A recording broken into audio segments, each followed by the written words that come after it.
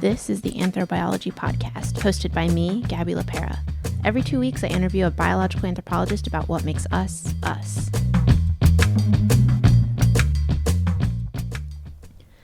Hey there, everyone. Surprise, I'm back. And I wanted to say I'm so sorry for disappearing for so long. I definitely did not mean to do it, but I got really caught up in my personal life. Nothing bad, all good things. I went camping for 2 weeks, and then I went on a business trip in that very brief period where it seemed like travel while vaccinated was safe. And then I went camping again, and then I moved houses, and then I bought a car.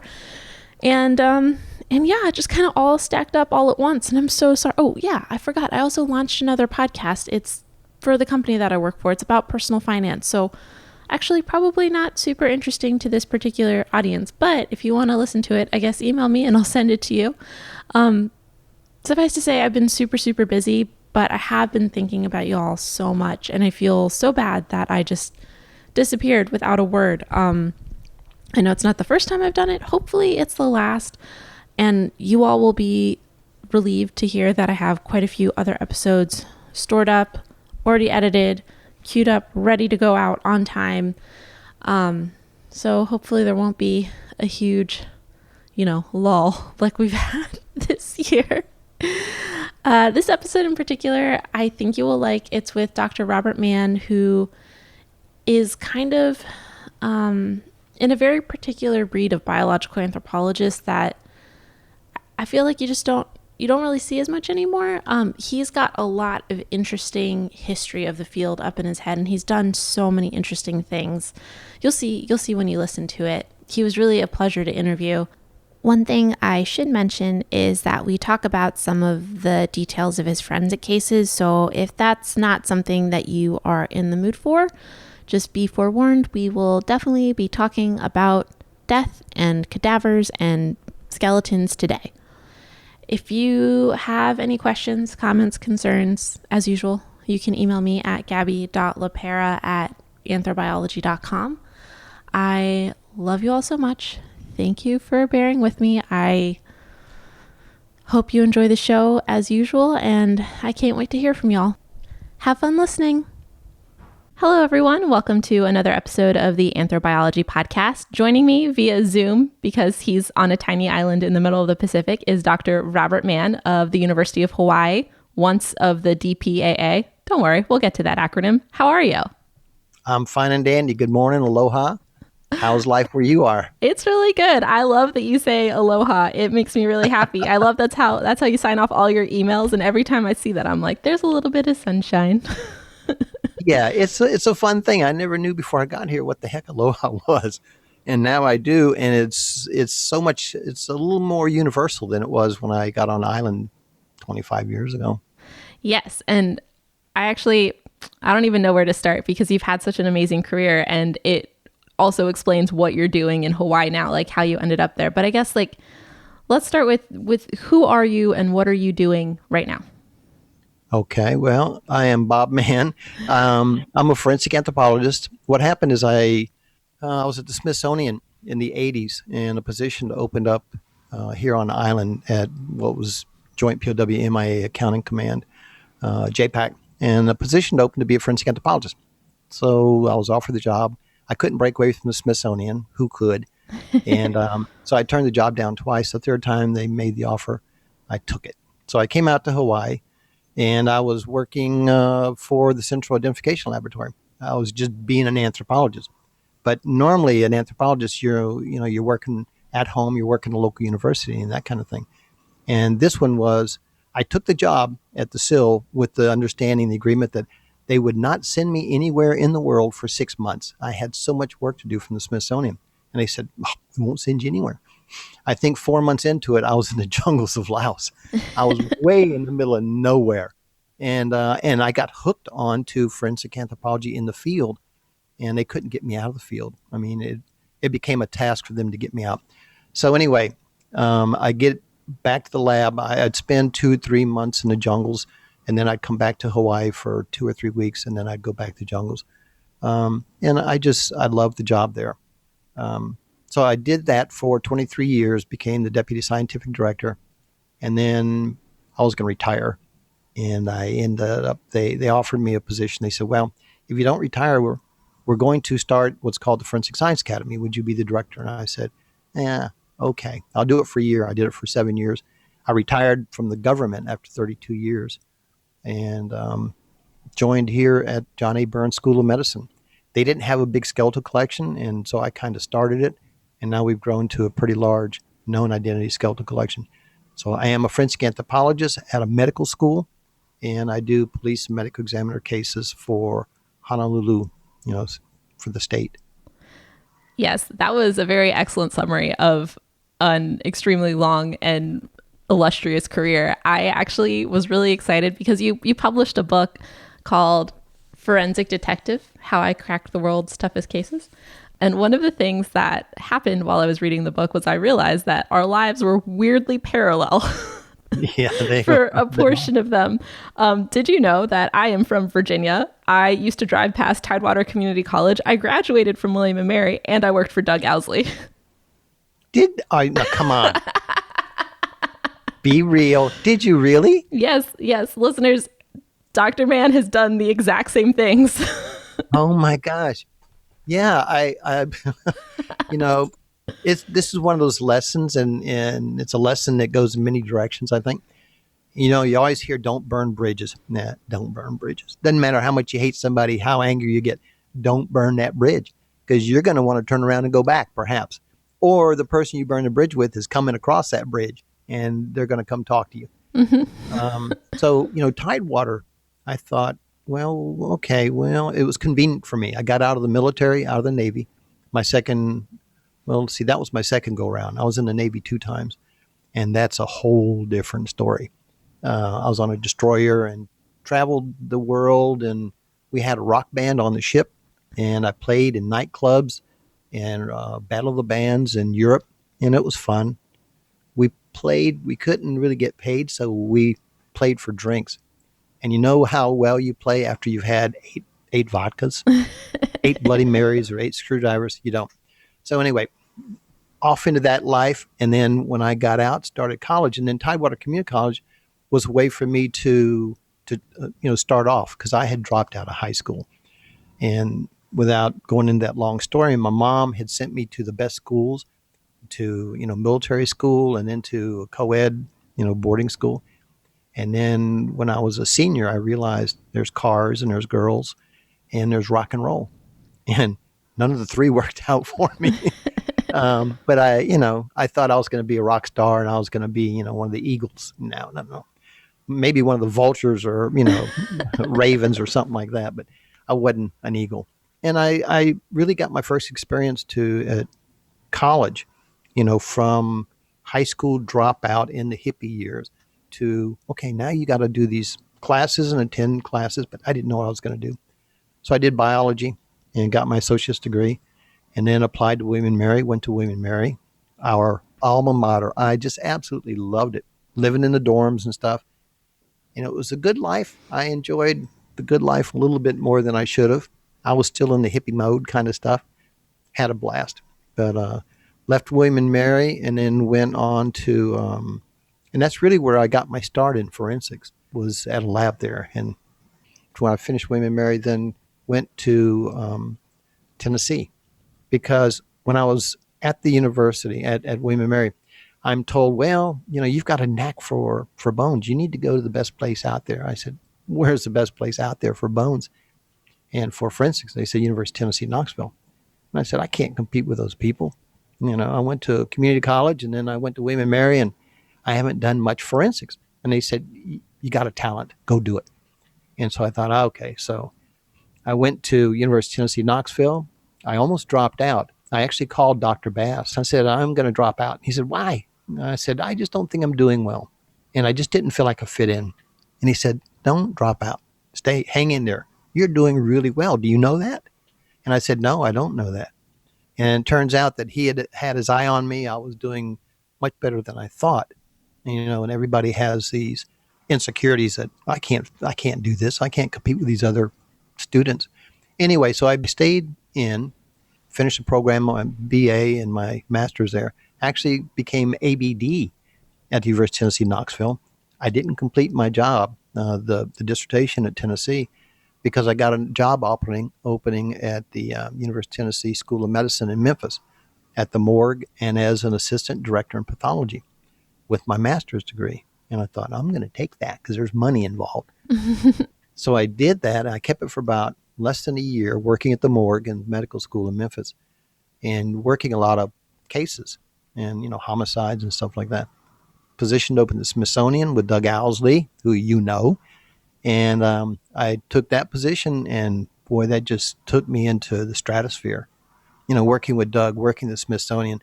The Smithsonian just opened all of those doors. There were locked doors before that. And once you say, well, I'm at the Smithsonian, it's like, well, come on in. What can we do? What do you want to do? And it really skyrocketed my career. Yeah. And then left there, Smithsonian, a little more than 4.5 years, and came out to Hawaii working for the Central ID Lab, which is known as the SIL. So there's a few things I want to touch on in your story. One is imposter syndrome, because I think that that's still really universal today. I think that at some point almost everyone in graduate school experiences that, unless they're an actual sociopath. Right. How, besides Dr. Bass, who, let's get back to the fact that you knew Dr. Bass and Right. got to work with him, how did that help you? What would you tell students who might be experiencing it right now, and what would you tell potentially mentors or programs, like how can we help people deal with this? Well, I agree. Everybody's got insecurities. Everybody has got their own doubts that they can do something, and I'm not as smart as that person, and that person is really doing much better. Everybody's got that. And what I tell people really is that, in the words I use when I teach all over the world, is I ain't no genius. And if I can do it, you can sure do it. And I tell people, don't give up. And, working on your master's, from your bachelor's degree to your master's, it gets harder and harder. To your PhD, it gets harder and harder. And I used to kind of think that the role of the PhD program was to try to make you quit. And so it pushes you and pushes you. And if you don't quit, you will finish the program and you will graduate. So I tell folks the only thing that can make you fail or stop is you. So don't let them make you quit. And if you go on, anybody can do this. Anybody, I think, can do forensic anthropology. If you've got the will, if you've got there's a lot of work, there's a lot of time, the determination and all. But my goodness, we can all do this. And I'm a prime example. If I can drop out of high school, if I can be the goofy guy down the hall, if I can get into a little bit of trouble here and there, that hopping trains and, being a bum, hitchhiking across the United States and stuff, if I can do it, anybody can do it. And I think everybody needs a mentor. And I did not like high school. I didn't like junior high school. The coolest thing for me was to get out of school. And here I am, 35, 40 years later, and I can't get out of school. And I don't want to get out of school. So now I'm involved in teaching at hospitals and universities and medical schools, missing persons units, the police. And I never would have thought I would have succeeded at anything. I thought I was going to be driving a chemical truck, which I did. I worked at a tropical fish farm. I thought that was going to be my career. I repaired cash registers, probably damaged my back a little bit because they're so heavy. I had a lot of crazy jobs. Worked at Busch Gardens as a security guard for 3, 4 years. And I got to tell you, my favorite job of all of those, working at Busch Gardens. That was so cool. I bet that was fun. It was a blast. Busch Gardens, for people who don't know, who aren't from Virginia, is like it's a big old theme park, and it's from Anheuser-Busch. That's why it's called Busch Gardens, and they've got Clydesdales and rides, and it's a really good time. Well, and we, as full-time employees, we got one or two, can't remember, one or two cases of beer every payday or every month. And I'd get my 2 cases. I wasn't a big beer drinker then. And I would just give them to the other security guards. Yeah. I think that one of the things that you said that I want to pull out is that mentorship is really important. So I guess if anyone's listening and you have an opportunity to mentor someone, like go ahead and give it a shot. Like I mentor high school students, which sometimes I feel wildly unqualified for. And then sometimes they ask me things like, "Is it really like this in the job market?" And I'm like, "No, it's not like that at all." I'm actually adding value that way. You know, it's kind Yeah. of it's weird. You don't realize how much you know until someone comes to you who knows nothing. Yeah. I think that's Well, a big part of it. yeah, I think the mentorship is so important. I think one of the things that attracted and still does attract people, but of my generation, the thing and the person that attracted so many people to the University of Tennessee, Knoxville, forensic anthropology, was Dr. Bass. And his interaction with us, it was anytime Dr. Bass was with you or with me or with a student or whoever, he made you feel like you were the most important person in the, not just in the room, but on earth to him. And he would put other things aside. He'd tell a secretary, administrative specialist, whatever, no, Annette, not right now. I'm in talking with, Tom. And you could confide in him. And he had this very fatherly kind of rapport. And that really attracted a lot of people, men and women, to the program. And he never gave up on you, and he always included people. I remember the thing that was such a big thing to me is I would be in there, I'd be hanging out in the department waiting to help, and something would happen. There would be a case, and Dr. Bass would be looking for help. I'd be there, and he'd say, "Bob, man," and he had this very high voice. I won't do that again. And he'd say, I've got something I got to do. Would you mind coming along and helping me? It's like, oh yeah, I'll be right there. I'm ready. I don't have to change. I'm ready. And I would go with him, and he would explain what was going on. He introduced me to casework, to the police, and that made a big difference. And that's something that I think his students carried on. I certainly do. Yeah. I bring in people here. I try to mentor them. I try not to ever make somebody feel like they made a mistake. Okay, they made a mistake, but good job, because that's how you learn. And we all make mistakes. I'm still making mistakes. What you don't want to do is make a mistake on a police case or medical examiner case. So you learn to be cautious. But you also have made so many mistakes in your career. You've done a lot of those, and I'm not going to do that again. Mm. So the mentorship is really important. You want to tell us about a mistake you've made? A mistake I've made. Let me see. Uh, well, there's. Let me put it this way: there's not a single skeleton, there's not a single skull, there's not a single bone that I pick up or I look at that I don't wonder, what is this? And there's something weird. If it's just a little foramen, a little hole in the bone, if it's a misshapen bone, if it's broken and healed, I have to look at that and try to figure out what the heck happened. And the mystery and the difficulty, but the fun of being a forensic anthropologist and doing forensic anthropology is you have to try to interpret something that you don't know what it is. This is a left human rib, but you don't know how it broke. And you've got to try to figure that out. And to the point that you can, hold that, you can stand up in a court of law and support what you said. But I'll say that I may not vocalize every single day, every mistake I make, but I'm sure I'm making mistakes every single day. But I'm not going to make it, as far as I know, in a police report or medical examiner report. For example, I can pick up something and look at it, and before I get it cleaned off, I may think it's a left wrist bone. And then I clean it up, and I go, oh, no, it's a right wrist bone. So you can make a big mistake, and I've seen people make really big mistakes. I saw somebody one time put the head of the humerus, which is your shoulder, into the hip socket. And I've seen that I a thought, lot for people who are just starting laying out skeletons. I feel like people always want to stick that humerus in the os coxa. yeah, this happened to be somebody who had been doing forensic anthropology for 25 years. Oh no. Yeah. So when you see that, it it doesn't make sense.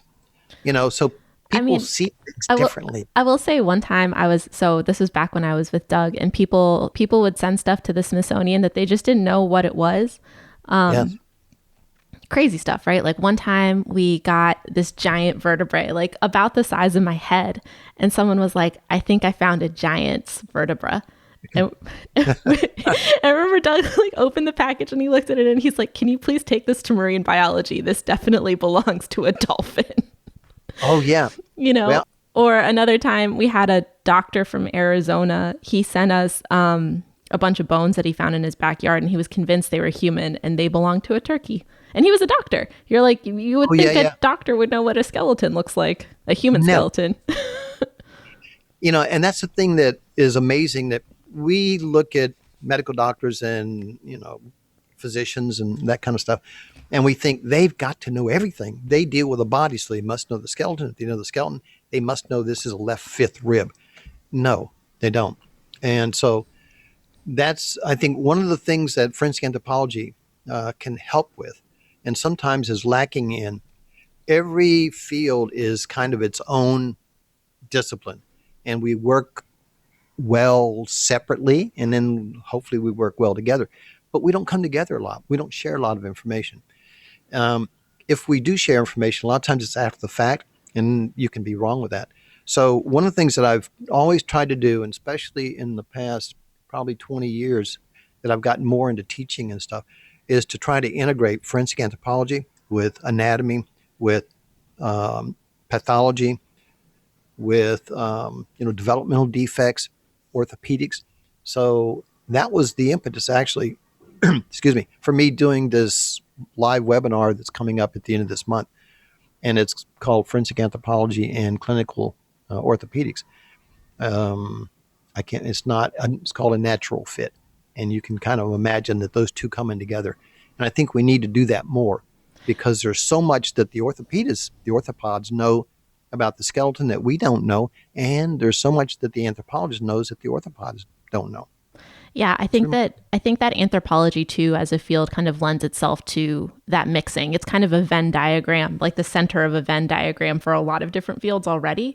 And Yeah. so I think it helps to have anthropologists kind of there on the edge convincing other people to come in, or taking that knowledge from outside and being like, how can we make our field better? One thing that I wanted to ask you Mm-hmm. is that you've had a pretty wide ranging career. How have things changed in the field since you started? Have things changed for the better? Has anything changed for the worse? Like what are you seeing out there? Well, it has changed a lot. I think some of the changes that we're seeing is, and it's been going on for hundreds of years, there the new generations are always coming up with reevaluations of methods and techniques that are out there that we use, and they're refining those methods. They're coming up with new methods, new materials, new ways of doing things, and I think that's going to always be there. So um, the young generation, the newer generation, is coming up with stuff that we didn't think about, or I didn't think about 30 years ago. So there's innovation with technology, with methods, with sharing of information. Look what the internet's done. I mean, Mm-hmm. here we are, on a podcast. And when I started out in the 80s, any of the police cases that we did, if you want to contact police agencies, you had to get the old thing called the phone book and the yellow pages. And so we had to run everything down, not with our fingers on, keyboard, but getting on the phone and going to the library to run down this information. It was incredible. It would take weeks or months to contact different police agencies down the coast of the east coast of the United States. If you found a body off of Carolina, well, where'd the body come from? You want to check with the police in Alabama, get on the phone, and then you got to do that. So there's been a lot of changes. One of the things, though, that impressed me really was um, the students that were in my cohort. And those students that were to the left of me and the right of me and in front of me and behind me, they've all gone on to become very famous anthropologists, forensic anthropologists. And it's like, well, that is really cool. So what they learned in the 70s and 80s, they're out there applying now, and they're doing the Dr. Bass stuff of passing it on to other individuals. Doesn't matter if it's Tennessee grad or Texas or Florida or California. For sure. Um, I saw that with Doug a lot. He's maybe one of the kindest men I've ever met, and he oh, also he's came out of incredible. Tennessee at some point.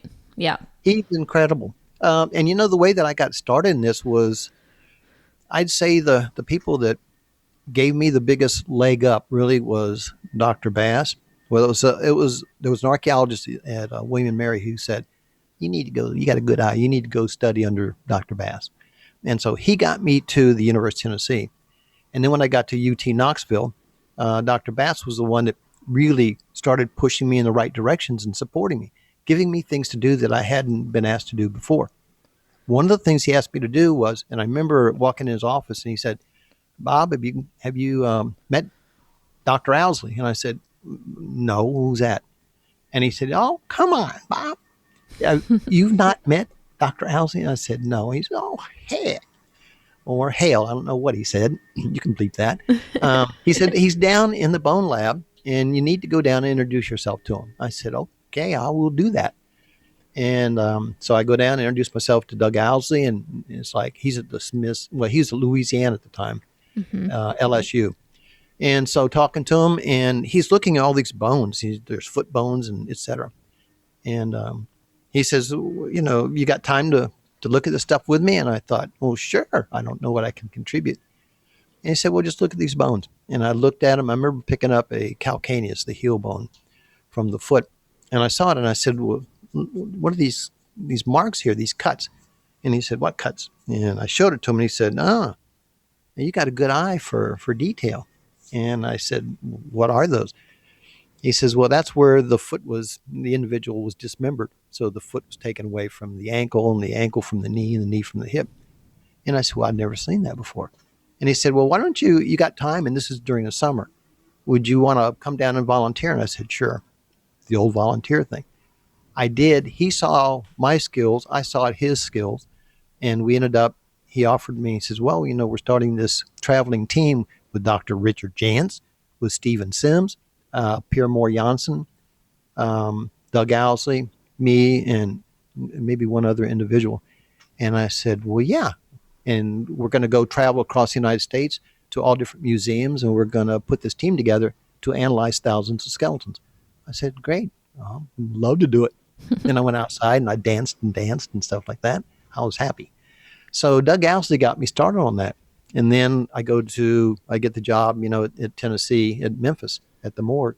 And then my boss there was Dr. Hugh Berryman, and he's incredible. And what a hoot of a guy. He's got stories for, I don't care what the situation is, he's got a story for it. And it's one you're just going to slap your knee when you hear it. It's just fun and cool. And I worked with him for less than a year, and then the job at the Smithsonian opened up. And guess who that job was? That was with Doug Owsley. So this connection of the Tennessee connection is very, very strong out there. And there's connections, of course, to all the different universities. And now there's bigger connections to all these between universities, and there's new universities, new programs springing up. And we talk about what's new now and how are things changed. All the new body farms. There was one body farm, the first one was University of Tennessee, Knoxville. Dr. Bass started it in the 70s, I think it was. And I got in there on the early years in the 80s, and it was about the size of a bathroom. And now it's gigantic. I don't know what the actual size is, but the body farm then was just this a fenced in area with a concrete slab on it and a lock with a chain on the door. And we could hold about 8 bodies in there. Now they've got hundreds of bodies. So now there's new body farms all around the United States. And there's body farms that are opening up I know of one in Asia, in Thailand, and I'm sure there's others in Europe.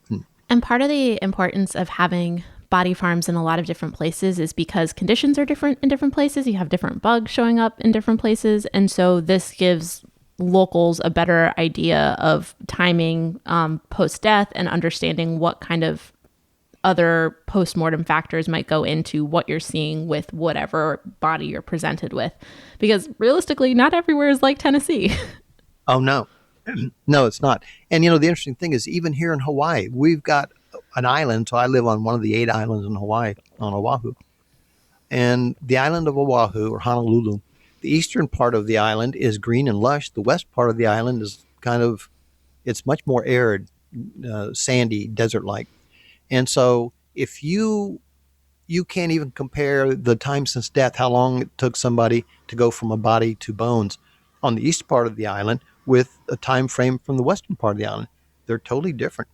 Excuse me. On the western part of the island, you get a lot of mummification, dried out bones. On the eastern portion, you get skeletonization quicker. But on the eastern part, you get all kinds of different molds forming on there. You get ferns, you get moss. And on the western part of the island, you typically don't. So just in this island alone, we've got these different biomes. For sure. For sure. That being said, don't start your own body farm without permission. That's just creepy. Yeah, yeah, don't do that. They call those serial killers. Yep. Yeah, I think one of the things that's really interesting to me about your story is that you have had like you had a whole life before you went to grad school, and I think that that could be, and you went to community college, and and you got your master's, and I feel like sometimes, at least when I was coming up, it felt like it was an academic arms race almost. It was like you had to get the best score in high school to go to a really good college. So that way maybe, and also have like a ton of internship experience. So that way maybe you'd get into a good grad program. And one of the things that I feel has been happening in the field a little bit more lately is people have been discussing like, is this really healthy? Like we're excluding perspectives like yours from people who've done a ton of different things. If we're Right. only taking students who are like perfect, who fit like an archetype of what should be, what people think Right. ought to be a student. Well, I think that's true. Everybody's got different skills. Mm-hmm. My wife is a professor at University of Hawaii here, and so she teaches cross cultural differences and multicultural differences. And there are different skills, and everybody's got something that they bring to a discipline that is a little bit different than anybody else. And so diversity is important. Being different. We're all different. There's nobody, identical twins are not identical. They're Mm-hmm. just there's still differences. Um, so I think the inclusiveness I think is important. Yeah, it's going to be uncomfortable for some folks. It's going to be uncomfortable for a lot of people on both sides, whichever side of the aisle you're on, it can be uncomfortable. But I think it's something that's important to do.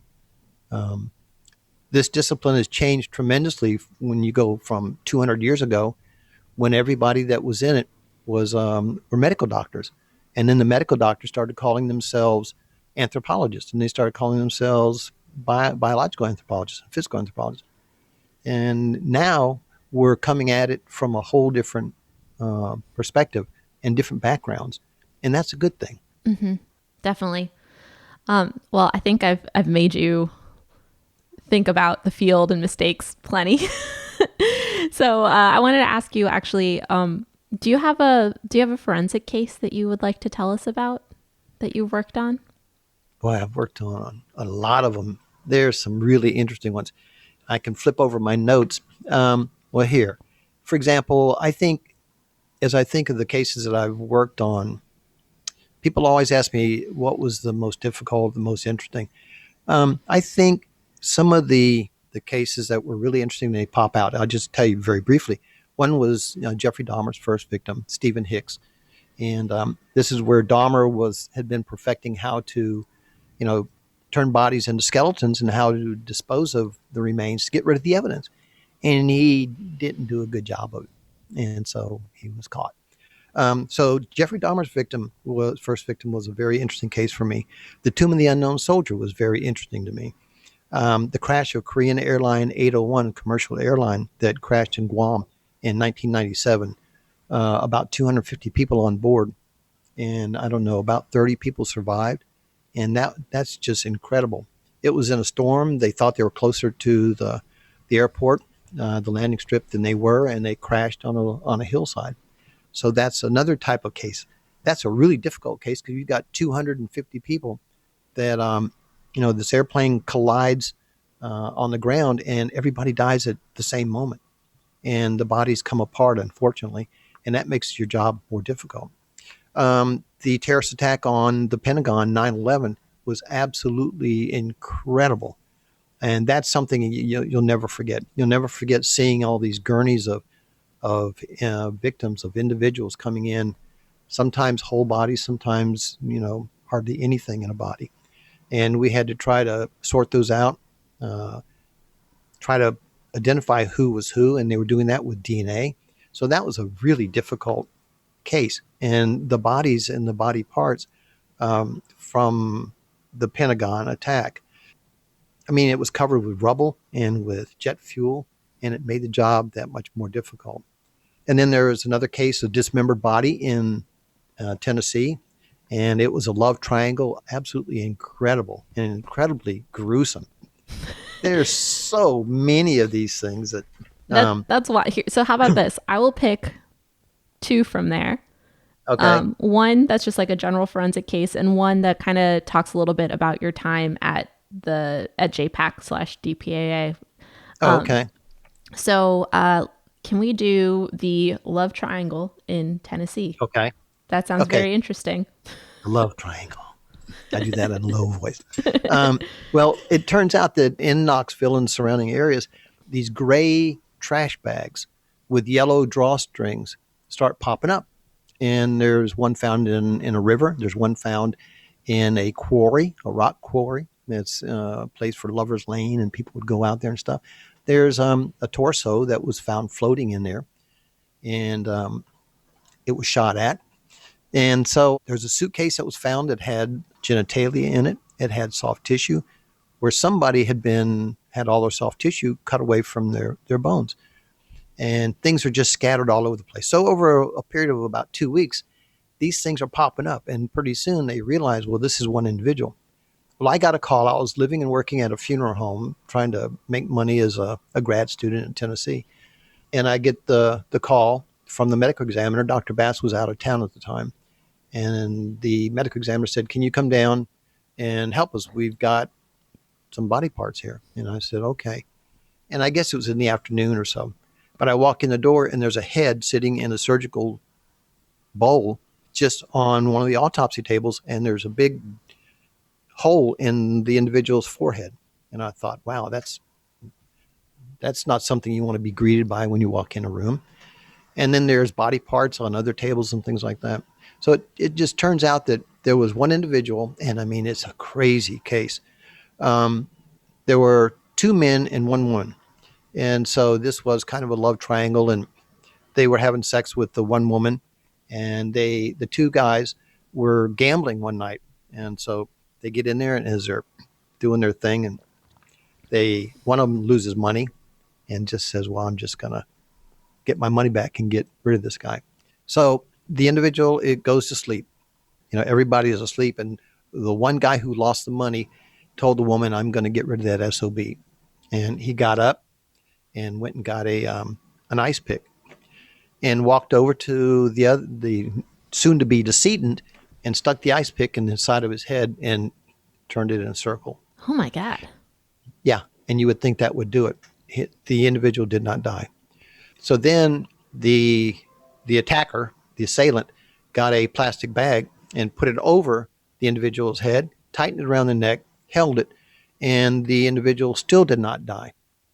And then so after all that, then he went over and got a hammer, and then he hit him in the head, the front, right in the forehead, and that killed him. So over the next few days, they put plywood down on the floor of the kitchen, and he was skinning the victim because he was paraplegic. She was, I think, paraplegic. The person they killed was paraplegic. And so they couldn't carry these heavy body parts, arms and legs. They weigh a lot. And so what they did is they just dismembered the individual on the kitchen floor. And the woman said that she would step over the body and then, cook something and then step back over the body. And it was slippery in there with the blood. It was really gruesome. And they did a lot of bad things. They cut the fingertips off with wire snips. They sawed things off. And anyway, so they threw everything in these different plastic bags, and then they try to get rid of them. They just drive around and they throw it out randomly. They got caught What role did you play in the investigation? trying to figure out what the trauma was to the skull, figuring out what was a right arm and from a left arm, and what was a foot bone from a knee bone, things like that. And then as things were found in other plastic bags, they would bring those in. I would look at them and say, no, this is from, dog or whatever. And then another time, there was a bucket of blood and guts that was found on the back steps of a church in Knoxville. And that was turned over. And they called me in. I go in the morgue. I look at it. I said, no, this is, a deer that had been gutted. This is not human remains. And it's interesting because human remains smell differently than dog remains and deer remains. You can tell the difference from a decomposed human body from a non-human, a mammal of some sort. Yeah, and that's partially due to body composition, but it's also partially due to diet. If you've spent Yes. a lot of time on farms, you know that even though it's not the pleasantest of aromas, cow poop and horse poop smell a lot Yeah. better than human poop. Yeah. Yeah, that's true. I would venture to say yes. Yeah, I grew up working on horse farms, and that always really struck me. Anyway, after talking about my bathroom habits, can you talk a little bit about when you're going about trying to understand cause of death? Because this guy had like a lot of trauma to the skull. Right. How would you go about doing that? How would you figure out that there was an ice pick versus a hammer? How would you figure out what injury came first? Well, sometimes we can figure out what injury came first. Sometimes that is done by the pathologist because they can tell what would have been a lethal injury versus non-lethal. For us, we have to look for injuries, and you hit somebody in the head 3 times with a hammer, there's going to be fractures, and the fractures are going to radiate out. And then there's something called Pouppe's rule, Puppe apostrophe S. So Pouppe's rule was a pathologist, I think German, uh, could be Italian. Anyway, so this pathologist came to the conclusion that new fractures will not cross an existing fracture. So it just dead ends into that. So you can figure out what the sequence of an injury is based on the fracture pattern. You can tell a hammer blow from because of the size and shape of the defect in the bone. If it affects the bone, you can see the size and shape differences where the hammer blow is from an ice pick, which is going to be very narrow and very small, and it actually may be tapered. We don't know. Versus somebody who's struck by a crowbar or by a baseball bat. And some of that is experimentation. But, one of the things that came out of me trying to figure out which injury came first and what kind of an injury there was probably, I don't know, 20 years ago. And I started teaching using hard-boiled eggs to determine trauma patterns and blunt force trauma, stabbing and stuff like that. And that came about because I was doing something for Court TV.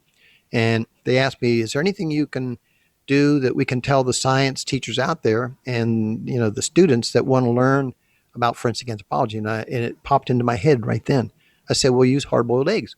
And so I've taught that for years. I actually experiment with hard-boiled eggs, and you can do that. You'll never look at a hard-boiled egg again without trying to figure out what the trauma implement was. What did it strike? Your knuckle, which is a good one, or the tip of a pin, or a flat surface, or did you drop it from 10 feet up? And I took that another step to where hard-boiled eggs are so small, and it does work very nicely. There's been a lot of research on hard-boiled eggs now based on that as a proxy for cranial trauma. Works great. Think about it, the brain, think about the white egg inside, think about the hard outer shell. It's wonderful. But I took it to the next level, and I said, well, let's use coconuts.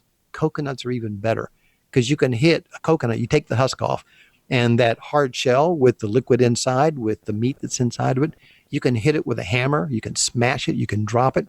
And so we do those kind of experiments in Thailand at the medical schools that I teach at, and we drop them off of a balcony, watch them break, and then they have to reconstruct the fracture pattern. So it's tremendous. So all of that stuff here's the rabbit hole. You ask me questions, I'm going to go down 15 rabbit holes because all of this stuff is interconnected. There's nothing we do in anthropology that's not connected somehow, to something else. Yeah. And I think the other big thing that I really like about anthropology and science in general is just is encouraging people to experiment and just try things to see what you get. And sometimes it works out and sometimes it doesn't. But it sounds like Absolutely. it definitely worked with eggs and coconuts. It does. And sometimes we use, pigs and things like that to try to interpret and reconstruct trauma. I'm getting ready to do that next week, actually.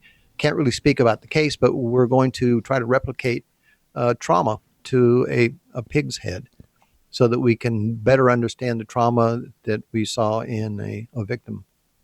That sounds very interesting. Maybe when you're done with the case, you can come back on and tell us about it.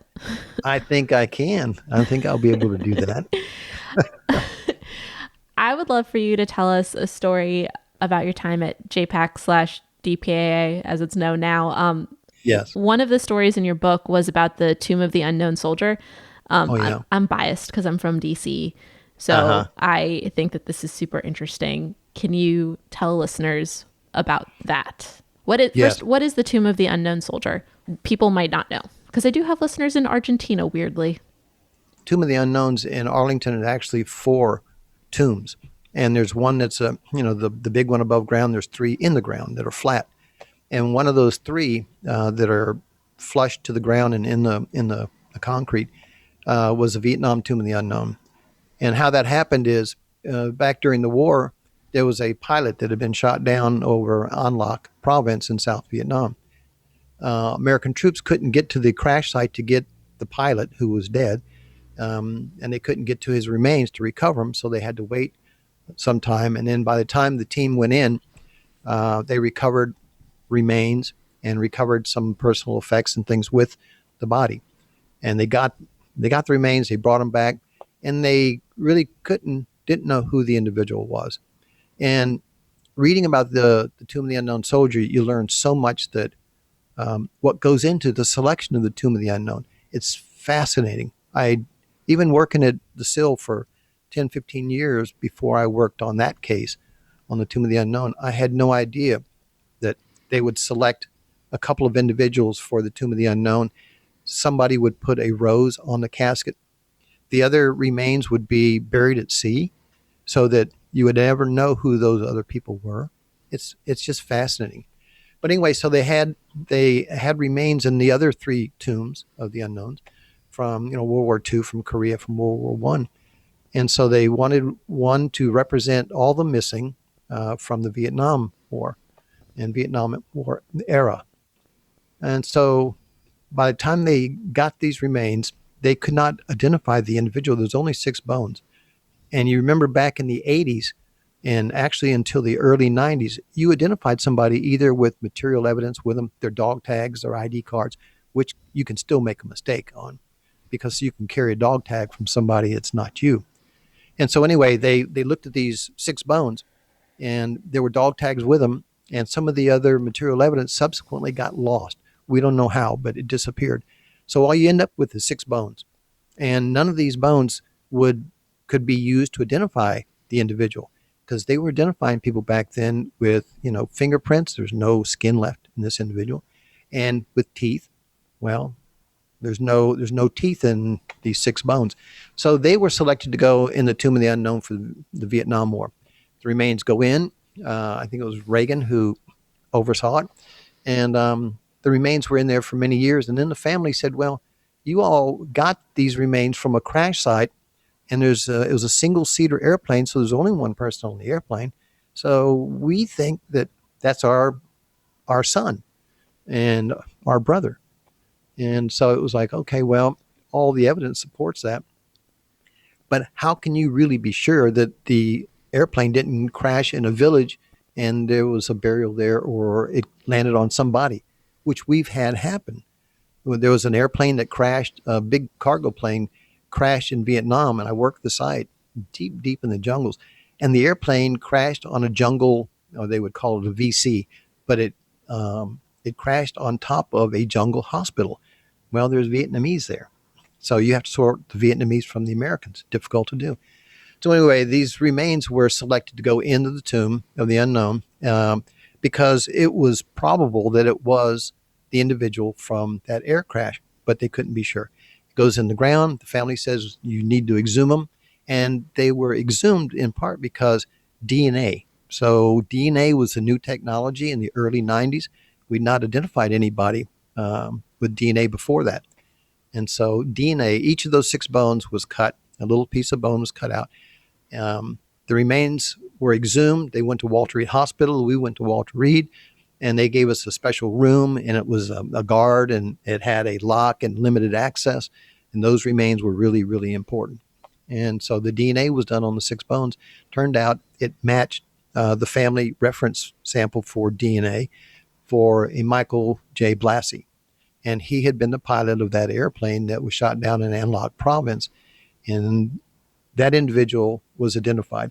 So the tomb of the unknown for the Vietnam tomb of the unknown is now empty.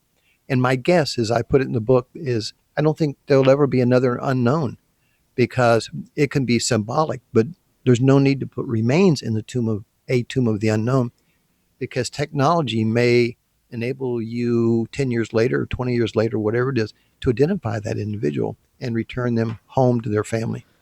And having returned quite a few service members back to their families, what is that process like for you? What does that mean for them? Oh, it's incredible for the family. It's incredible for any of the people who work the case as an anthropologist. I mean, it's probably the most intimate thing you can do in a police case. You're actually holding somebody's remains, all that's left of them, and it's your job to figure out the biological profile, the big four: age, ancestry, sex, and stature. But you also have to figure out who they are, the identity. That's never listed in the biological profile. The biological profile is intended to be the foundation to lead you to the identification, put a name to some remains. But the identification is the ultimate goal, and we don't often talk about that. We talk about the biological profile. The biological profile doesn't do you any good if you don't end up being able to identify those remains, because that's the ultimate thing, ultimate goal. Doing an excavation, you excavate 100 sites and get 100 skeletons. If you don't identify them, those excavations don't do you much good. So identification, and this again is really a sensitive topic and something that people don't talk about a lot. The ultimate goal in all this typically is the identification of the individual. Some police cases and medical examiner cases, the job is, how did the person die? And so we have different expectations and different questions that we have to answer as anthropologists. For me, it's a very special thing. It can be very personal. It can be very emotional for me. It can be emotional for families. One day, I was working a case, and they said, "Okay, Bob, since I did a lot of the interviews and the TV things and documentaries for JPAC when I was there, because I was old, since I did a lot of that stuff, they said, there's a family coming in, and they're going to look at the remains on this day. And you need to meet the family at the Central ID Lab on Hickam Air Force Base here in Hawaii."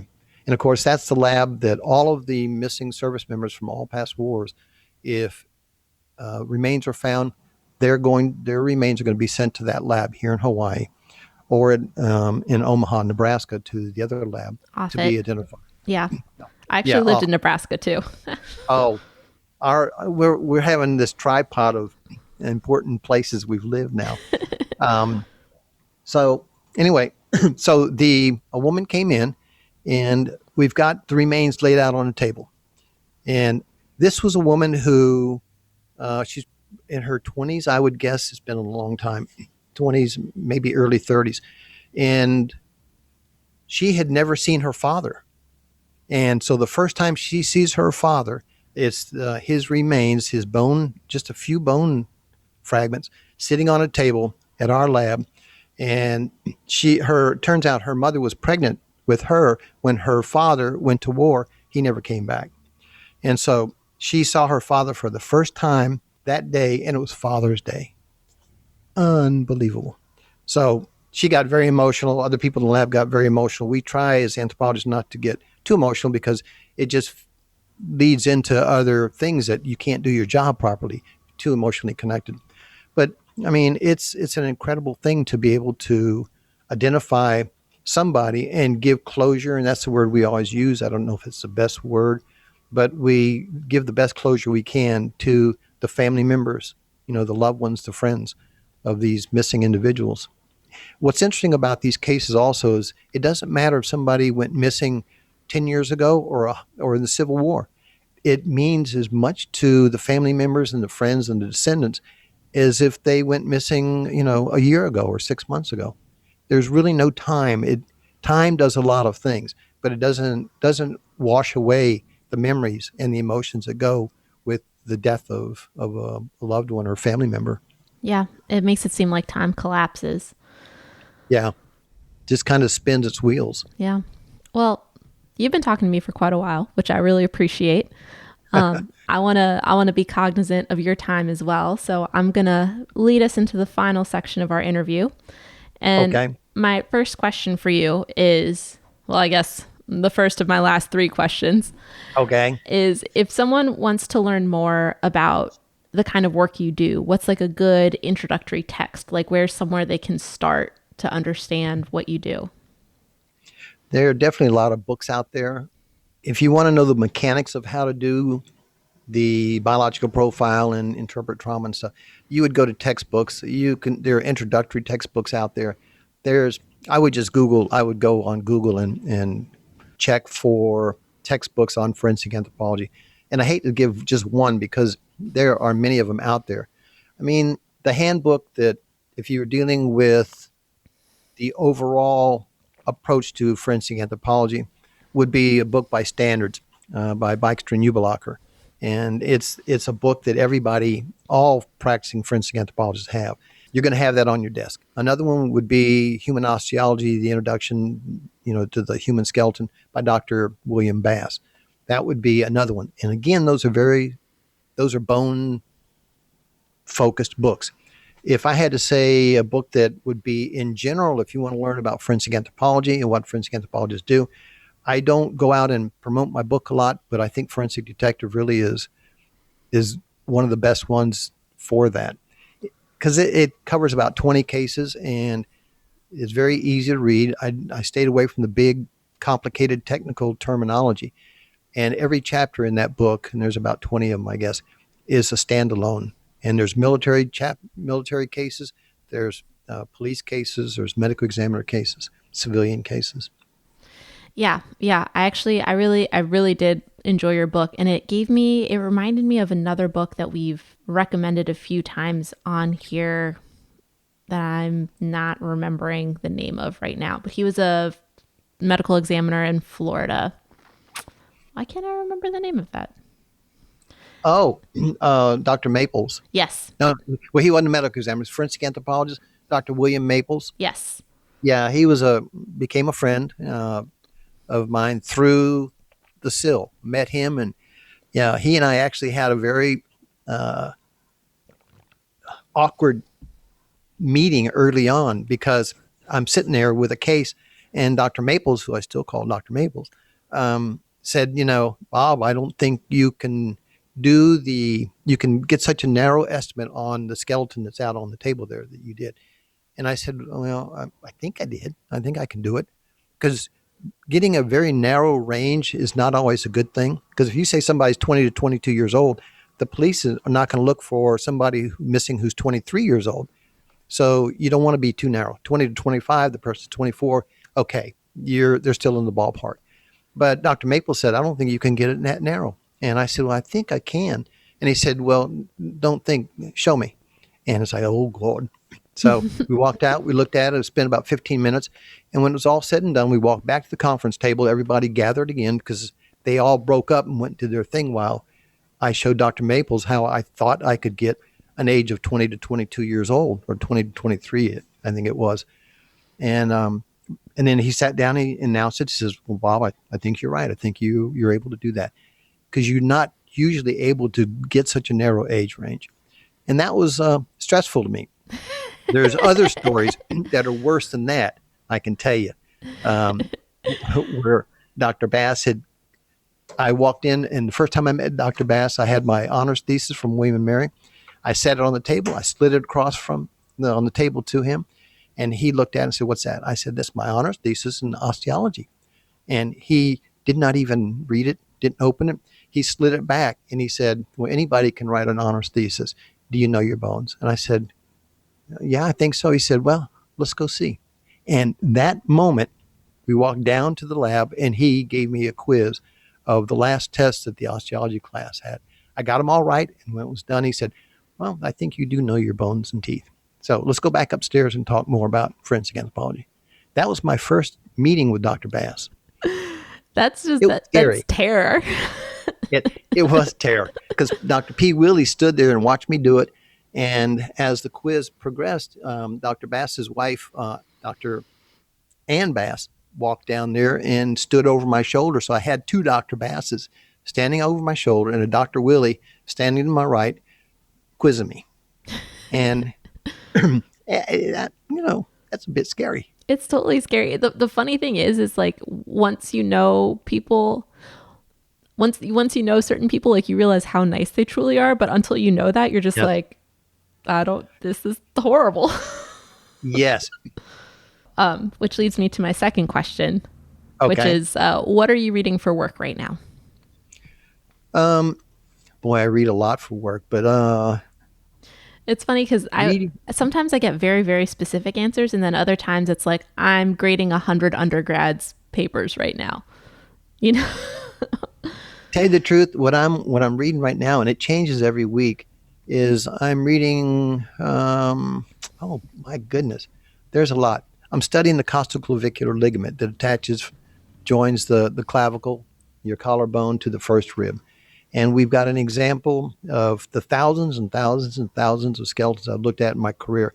I've never seen this one example of an attachment site between the clavicle and the first rib, and I'm trying to figure that out. And so I'm having to go really deep into the embryology. Not something that, and I studied it many years ago, but you don't realize how deep you've got to go in different sciences. If you've never studied embryology, well, you have to if you're going to understand how the rib forms, in the baby and in the fetus and things like that. So I read all kinds of stuff. that's good. You gotta stay It's curious. crazy. Yeah, I go from book to book and from article to article, and it's crazy. Yeah, I think it's good for your brain, though. All I right, think so too. last question. Okay. What are you consuming for fun? Could be a book, could be a TV series, podcast. Maybe you're listening to my podcast. I don't know. What are you doing for fun right now? For fun, I go home at the end of the day and I watch Seinfeld. I I love watch Seinfeld so much. The Office. I watch those kinds of things. There's some other shows that just for fun, but really, and you wouldn't. I don't know that I could say that it's fun, but um, it's sometimes annoying, sometimes drives you crazy. But I'm finishing up book number 6 that I've written now, and I've got 5 other books that I've got to do. So I'm juggling 5 books, manuscripts, and that keeps me really busy. So I read all of the things that are important for me to finish this next book, and then for this next book, but they're not in sequence. So there's 5 books sitting there, and I just apply my time, Yeah. to each one of them. Yeah. Drives me crazy. But then my fun actually is playing guitar. So I write songs and, Eagle style songs and America style songs. And that I do every day just for fun. That sounds wonderful. You sound like a good time. Well, I wish I sounded like a good time. I wish I had the voice like John Denver, John Denver and whatever, but I don't. So I just write it for fun. And, some of them are posted on my online Bones Man thing. You can go and hear 2 of the songs that I recorded in a local studio just for fun. Well, there you go, listeners.